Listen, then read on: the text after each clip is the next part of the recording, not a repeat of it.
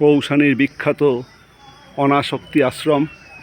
মহাত্মা গান্ধী এই আশ্রমে 14 দিন রাত কাটিয়েছিলেন এবং এখান থেকে তিনি তার বিখ্যাত বই অনাসক্তি লিখেছিলেন। এবং এই জায়গাটি মহাত্মা গান্ধীর স্মৃতি বিজড়িত সেই বিখ্যাত অনাসক্তি আশ্রম। আমি অনাসক্তি আশ্রমে আজকে রাত কাটাচ্ছি।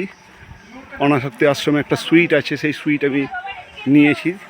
এই যে দেখতে পাচ্ছেন যে সামনে যে সুইট, এই সুইট আমি নিয়েছি।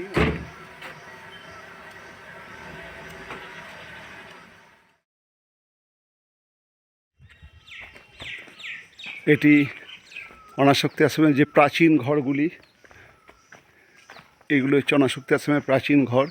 এখানেই মহাত্মা গান্ধী এই জায়গাতেই ছিলেন। এই প্রাচীন ঘরের সামনে দুটি সুইট বানানো হয়েছে, যেখানে 1250 টাকার বিনিময়ে আপনি থাকতে পারেন।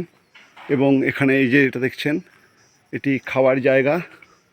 এখানে 100 টাকার বিনিময়ে সকাল, আবার 100 টাকার বিনিময়ে দুপুর এবং 100 টাকার বিনিময়ে রাত্রিবেলাতেও আপনি খেতে পারেন। কৌশানী, যা ভারতের মিনি সুইজারল্যান্ড, সেই কৌশানীতে আমি মহাত্মা গান্ধী কৌশানীতে এসে এই অনাসক্তি আশ্রমে একদিনের জায়গায় 14 দিন ছিলেন এবং সেখান থেকে তার বিখ্যাত বই অনাসক্তি তিনি লিখেছিলেন। তাই এই কৌশানী গান্ধীজির স্মৃতি বিজড়িত জায়গা। আর যে আশ্রমে গান্ধীজি ছিলেন সেই আশ্রমকে বলা হয় অনাসক্তি আশ্রম। আমি এখন সেই আশ্রমে।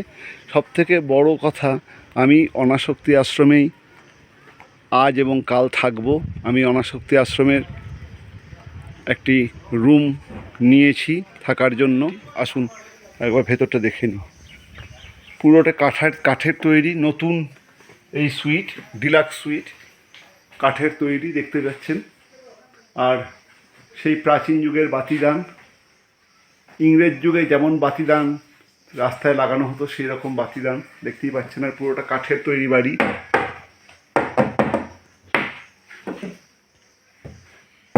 সেগুন কাঠের তৈরি এই বাড়ি, খুবই মজবুত। নতুন এটা করা হয়েছে, পুরনো কিছু স্ট্রাকচারের সঙ্গে নতুন। এটা হচ্ছে বাইরে বসার রুম। এই সুইটগুলিতে মোট একটি সুইটে 3টে করে রুম আছে। একটা বাইরে বসার দেখতেই পাচ্ছেন, যেখানটায় আমাদের খাওয়া দাওয়া হবে এবং বসার সমস্ত জায়গা। তারপরে আসুন এই ভেতরের, এটা ট্রিপল বেডরুম, পুরোটাই কাঠের, নতুন। এই যে একদম খাদির তৈরি বিছানা, বালিশ সবই, মানে বালিশ তো সব এমনি, কিন্তু খাদির তৈরি সব বিছানা, চরকা কাটা জিনিস। আর এইটি হচ্ছে শয়নকক্ষ, ট্রিপল বেডরুম, যেখানে আমার মেয়ে এখন বসে আছে। ট্রিপল বেডরুমের এই শয়নকক্ষ পুরোটাই কাঠের। এইটি একটি রুম যেখানে আপনি আপনার সময় কিছুটা একাকী সময় লেখালেখি কাটাতে পারবেন। লেখালেখির জন্য এই রুমটি।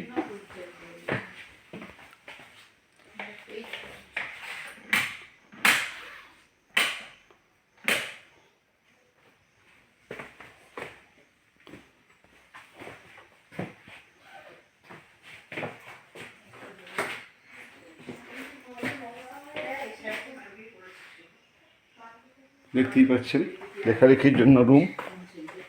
একটি আয়না লাগানো আছে এবং পুরোটি কাঠের, সুন্দর ব্যবস্থা করা। স্ট্রাকচারটি দেখুন কাঠের। এবং নিচে একটি ফায়ার প্লেসও রয়েছে। দেখুন নিচে একটি ফায়ার প্লেসও রয়েছে। মানে প্রবল শীতেতে কৌশানীতে এই ফায়ার প্লেসে আগুন জ্বালিয়ে ঘরকে গরম রাখা হয়। কাঠের যেহেতু ঘর, সেই জন্য ফায়ার প্লেসের ব্যবস্থা। দেখতেই পাচ্ছেন ফায়ার প্লেসের ব্যবস্থা রয়েছে। এবং এটি একটি ইংলিশ স্টাইল কমোড।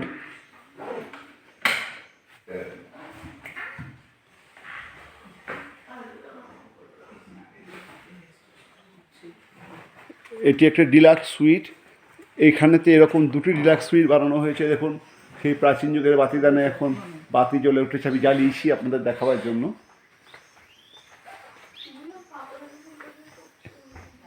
এই একটি সুইট এবং ঠিক এর পাশে আর একটি সুইট রয়েছে, দুটি মাত্র সুইট রয়েছে।